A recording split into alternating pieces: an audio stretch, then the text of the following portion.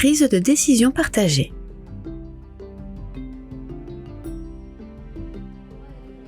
Dans la relation traditionnelle médecin-patient, le médecin est l'expert et dit au patient ce qu'il doit faire.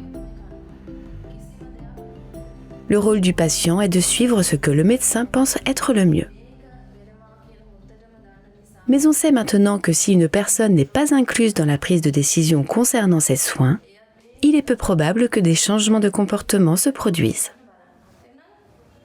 La prise de décision partagée, en revanche, est un processus collaboratif qui implique qu'une personne et son prestataire de soins travaillent ensemble pour prendre des décisions concernant le traitement et les soins. Lorsqu'il y a plusieurs options et qu'il n'y a pas de bonne réponse, au lieu de dire à une personne quoi faire, prenez la décision ensemble. Voici comment cela fonctionne. Tout d'abord, apprenez à connaître le patient en tant que personne. Il est important de montrer un intérêt sincère pour la personne afin de développer un lien et de la confiance.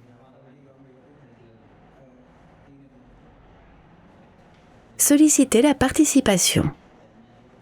Partagez les résultats de laboratoire avec la personne. Dites à Rochane que la plupart de ses tests de laboratoire sont normaux, mais que sa glycémie est trop élevée ces derniers temps. Est-il disposé à parler de la façon dont il gère son diabète ? Rochane admet qu'il aime les sucreries. Il met toujours 3 cuillerées de sucre dans son thé. Au travail, il boit des sodas et grignote souvent. Il ne fait pas non plus beaucoup d'exercices. Présentez les options. Informez Rochane qu'il s'injecte actuellement la dose la plus élevée de metformine. Il a 2 options. 1. Il peut ajouter un nouveau médicament. Ou 2. Il peut modifier son alimentation et faire plus d'activité physique.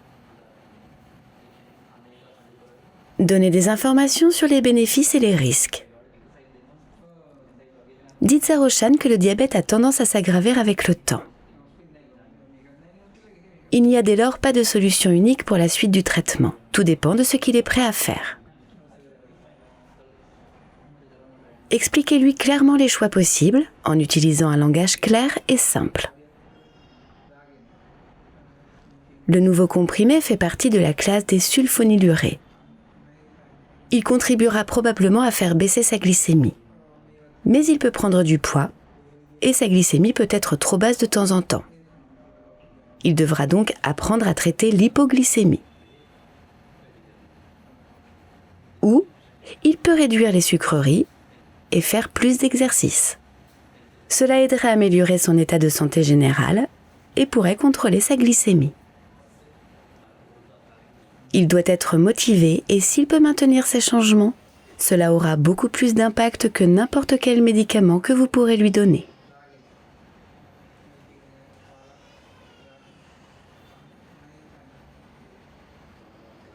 Aidez la personne à évaluer ses options en fonction de ses propres objectifs et préoccupations. Demandez à Rochane s'il a une préférence. Il explique qu'il n'avait jamais entendu parler de la différence entre changement de mode de vie et médicaments. Il est impressionné par l'impact d'une meilleure alimentation et de l'exercice. Il est très réticent à l'idée de prendre plus de médicaments et surtout ne veut pas prendre de poids ou s'inquiéter de l'hypoglycémie. Au cours des 3 prochains mois, il va essayer de réduire le sucre dans son thé, de manger des collations plus saines et de marcher pendant sa pause déjeuner.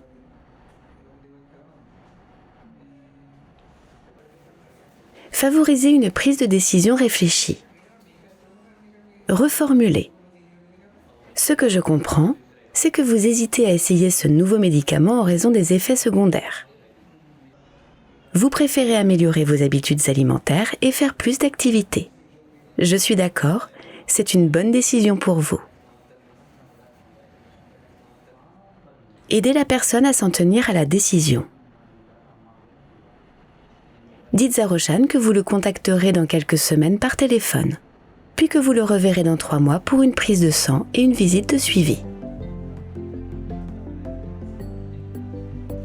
Souvenez-vous, partager la prise de décision avec la personne atteinte de diabète favorise la confiance et une plus grande participation à sa santé. Cela conduit à de meilleurs résultats pour la santé.